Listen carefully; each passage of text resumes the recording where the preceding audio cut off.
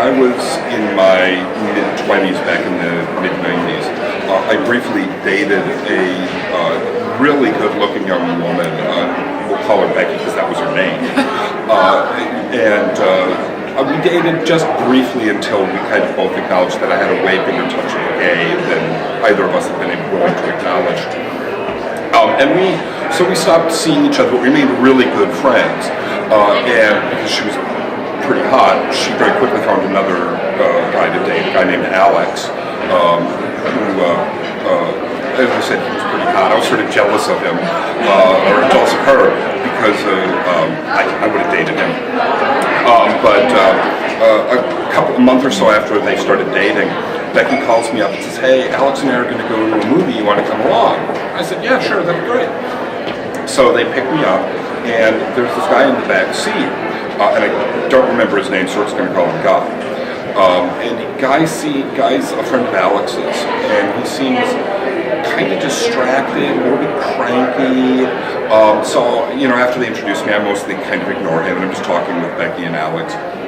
And we go into the theater, and we wind up sitting down with Becky, Alex, Guy, me. And at the time, I didn't really think anything about that. But halfway through the movie, I'm thinking, God, this movie just sucks. It was Dragonheart with Sean Connery voicing a dragon. So I'm sort of thinking, gosh, I would really like to be able to lean over and make snarky comments to Becky to make this a slightly more enjoyable experience. And I suddenly start thinking about, why is Becky sitting all the way at the end? Why did they put me next to Guy? And it suddenly dawns on me, holy crap, this is a blind date they've set me up on. And, which didn't really tell you something about why I was so desperately single in my mid-20s, because it took me halfway through a blind date to recognize it was a blind date. It wasn't going to go anywhere. Guy was absolutely not my type, and as I said, he just seemed sort of cranky.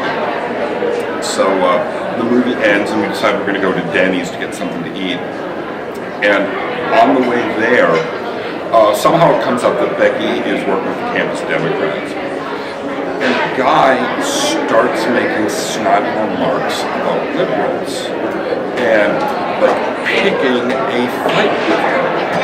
And Becky's trying to be nice, and it's just getting ruder and ruder. We sit down at the Denny's, and it becomes clear he's just not going to stop. He's like a dog with a bone. He wants to fight with Becky. And it suddenly occurred to me, oh my God. He's in love with Alex, and he's jealous of Becky.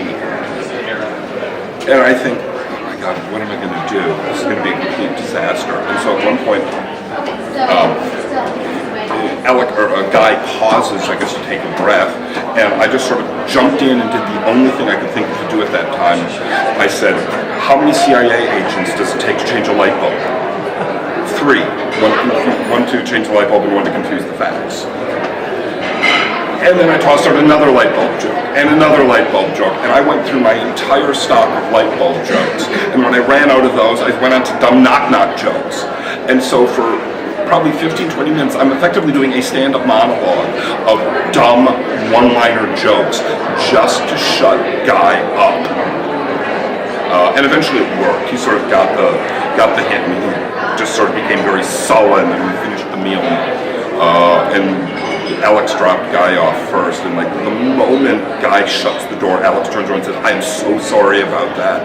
And Becky said, "I'm never setting somebody up on a blind date again." A promise which 20 years later she has kept.